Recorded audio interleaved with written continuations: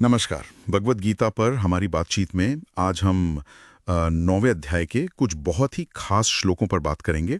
श्लोक 27 से 34 तक। हाँ बिल्कुल, ये श्लोक समर्पण और ईश्वर तक पहुंचने के रास्ते के बारे में है। श्री कृष्ण अर्जुन को समझा रहे हैं। सही। तो आइए जरा समझते हैं कि इन शिक्षाओं का सार क्या है। तो शुरुआत होती है एक बहुत बड़े आइडिया से कि अपने सारे काम, अपना सब कुछ ईश्वर को सौंप दो। हाँ, श्री कृष्ण कहते हैं, यत करोषि यदश्नासि यज्जुहोषि ददासि यत तपस्यसि कौन्तेय तत्कुरुष्व मदर्पणम। मतलब जो भी करो, खाओ, हवन करो, दान दो, तपस्या करो, सब कुछ मुझे अर्पण करो। बिल्कुल।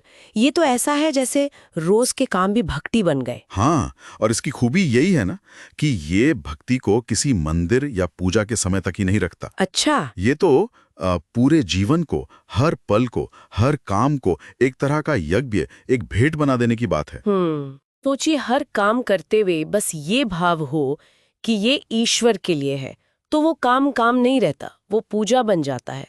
मतलब एक अंदरूनी बदलाव है ये। सही कहा। और फिर इसके बाद एक बड़ी चौंकाने वाली बात आती है श्लोक 9.30 में। हाँ, वो तो है। जहां कृष्ण कहते हैं, अपि चेत सुदुराचारो भजते मां मन्य भाग साधुरेव समन्तव्यः सम्यक व्यवसितो ही स।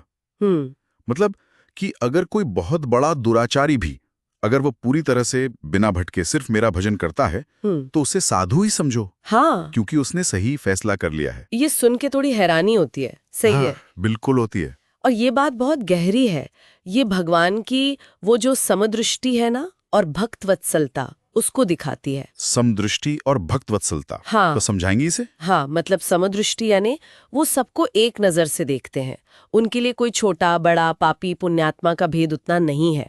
और भक्तवत्सलता मतलब जो भक्त उनकी तरफ मुड़ जाता है ना, उसके लिए उनका एक खास लगाव, एक सुरक्षा का भाव होता है। अच्छा। तो यहाँ जोर इस पर नहीं है कि भाई पहले क्या किया, जोर इस पर है कि अब इस वक्त उसका निश्चय कैसा है, उसका समर्पण कितना सच्चा है। ये एक तरह से चेतना का बदलना है। जब कोई पूरी तरह जुड़ता है तो उसकी सोच, उसकी इच्छाएं सब बदलने लगती हैं। तो पुराने कर्मों का असर अपने आप कम हो जाता है। समझ गया। और शायद इसी बदलाव से जुड़ा है उनका अगला वादा, है ना, श्लोक 31 में। हाँ। क्षिप्रम भवति धर्मात्मा शश्वत शांतिम निगच्छति कौन्तेय प्रतिजानीहि न मे भक्तः प्रणश्यति। कि वो जल्दी धर्मात्मा बन जाता है, हमेशा रहने वाली शांति पाता है। और फिर कृष्ण कहते हैं, हे अर्जुन, पक्का मानो मेरा भक्त कभी नष्ट नहीं होता। हाँ। लेकिन यहाँ एक सवाल आता है। हम देखते हैं कि भक्त भी जीवन में दुख उठाते हैं, परेशानियां झेलते हैं, तो फिर ये नष्ट नहीं होता का क्या मतलब हुआ? हाँ, ये बहुत अच्छा सवाल है और अक्सर उठता है ये। देखिए, यहाँ नष्ट नहीं होता का मतलब शायद ये नहीं कि उसे कभी कोई सांसारिक तकलीफ या शारीरिक कष्ट नहीं होगा। अच्छा। इसका गहरा मतलब है आध्यात्मिक सुरक्षा। मतलब उसकी आत्मा का पतन नहीं होता। एक बार जब कोई सच्चे मन से जुड़ गया तो भगवान उसे संभाल लेते हैं। उसका जो अंतिम कल्याण है ना, वो पक्का हो जाता है।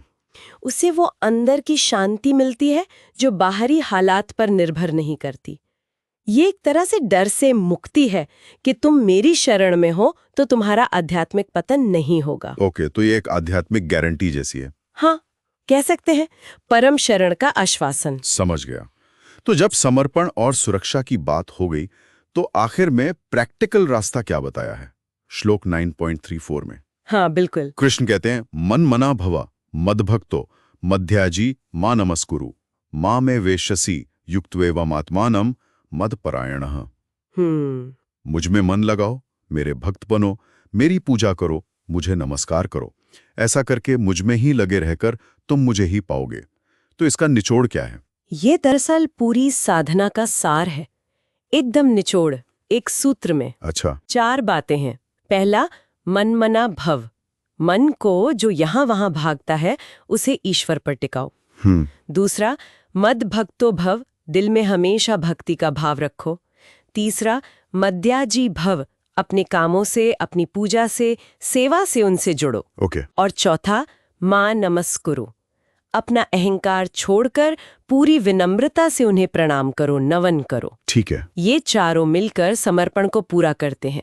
और कृष्ण गारंटी दे रहे हैं कि जो इस तरह अपने आप को पूरी तरह उनमें लगा देगा, आत्मानम मत परायणः, वो पक्का मामे वैश्यसी, उन्हीं को पाएगा। ये एकदम सीधा रास्ता है। वाह! तो आज की इस बातचीत से मुझे लगता है हमने गीता के इन श्लोकों से यही समझा कि ये जो समर्पण का रास्ता है ये सबके लिए है, कोई भी हो। हाँ, बिल्कुल। और सच्ची नीयत और भक्ति में इतनी ताकत है कि वो इंसान को अंदर से बदल सकती है और उसे भगवान तक ले जा सकती है। हाँ, तो मतलब मेन बात हुई कर्म सौंपना और मन टिकाए रखना। बिल्कुल सही। और हाँ, जाते जाते एक बात सोचने के लिए छोड़ जाती हूँ सबके लिए। हाँ, बताइए। ये विचार कितना गहरा है कि अगर हम सिर्फ अपने रोज के काम करते हुए ये नजरिया अपना लें कि ये ईश्वर को अर्पण है, तो हमारे छोटे बड़े काम, हमारी नौकरी, हमारे रिश्ते, सब के सब एक आध्यात्मिक साधना में कैसे बदल सकते हैं, सिर्फ इस एक भाव से। ये वाकई सोचने वाली बात है। रोजमर्रा की जिंदगी ही साधना बन सकती है। बिल्कुल।